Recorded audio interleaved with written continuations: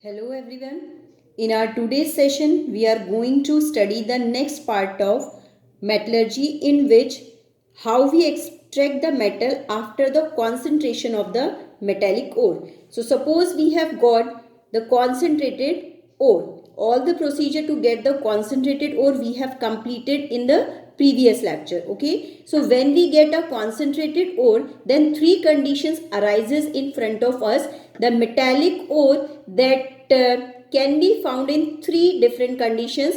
One is to be highly reactive, second is to be moderately reactive, and third is to be least reactive. So moderately reactive ore that can occur into two different forms. One is to be carbonated ore, second is to be sulfide ore. So carbonated ore are to be converted, or sulfide ore are to be converted into the metallic oxide by the process of calcination and by the process of roasting, and after that they will convert into metallic oxide. So metallic oxide, this is the combination of metal and oxygen. So oxygen is to be removed by the process of reduction and we get a free metal. Okay, and this free metal is to be refined or to be purified by the process of refine, and finally we get a pure metal. So this is the complete process of the metallurgy, but for those metals, those are moderately reactive. But what the procedure is to be done for the least reactive? If the least reactive metallic ore are to be there, so most probably they occur in the form of sulfide ore. So the same procedure is to be done roasting, and during roasting it converts into a metal oxide, and the metal oxide, then the reduction is to be done and they convert into a free metal, and the free metal are to be refined and they convert into a finally pure metal. So these were the nature of moderately reactive and the least reactive. But here we will talk about the first highly reactive metallic ore.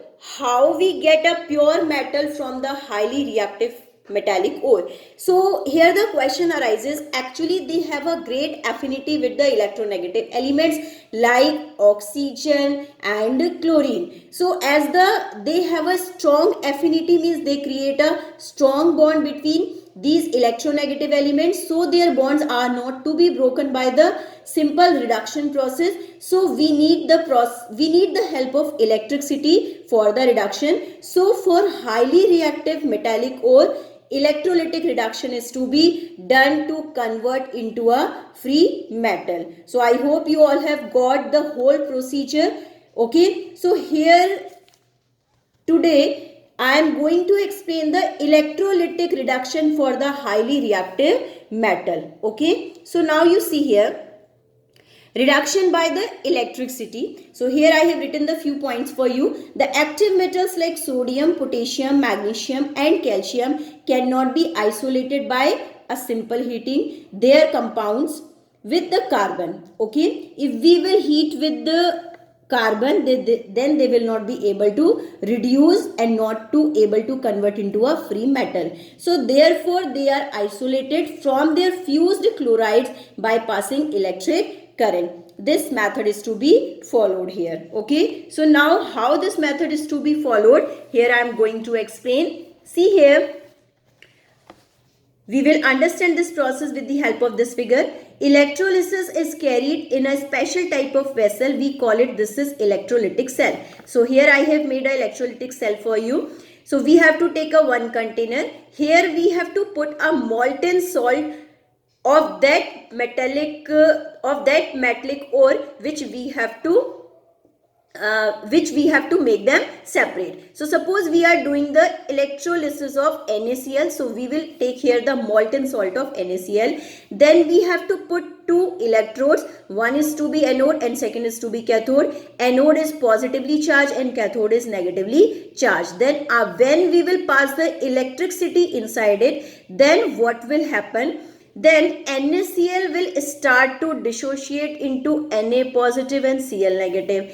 As the sodium Na positive ion, that is electropositive, so it starts to deposit, or it starts to move towards electronegative electrode. So negative electrode is of cathode. So sodium starts to deposit around the cathode, and chlorine that start to liberate in the form of chlorine gas at the anode. Okay, so now I think you all have got the procedure. So you see here I have written all the points for you. The fused salt NaCl, MgCl2 and CaCl2 is taken in the cell.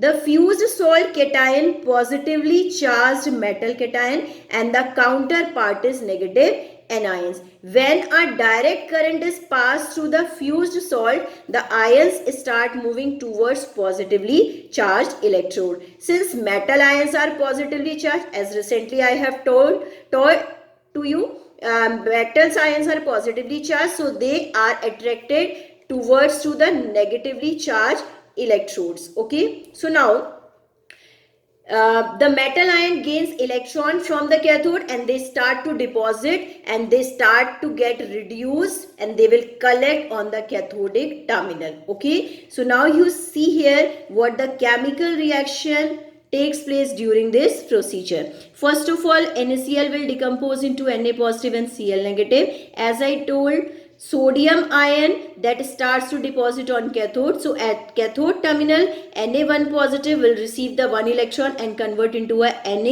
in a solid form. Here the reduction is taking place. 1 positive is converting into zero oxidation state of sodium. Okay, so that procedure is to be reduction. And on the another electrode at anode, chloride ion starts to release electron and convert into a chlorine gas and it releases. Okay, so these are the two chemical reactions which takes place at cathode terminal and at anode terminal. Okay, so this was the electrolytic reduction of highly reactive metals. Here I am reminding you once again, highly reactive metals, they have a great affinity with oxygen and chlorine, so they are not to be reduced by putting or by using simple reducing agent like carbon. So we need to reduce them. We have to pass electricity or we have to use electricity to reduce them. Okay, so the process of electrolytic reduction is to be done. That's all for today.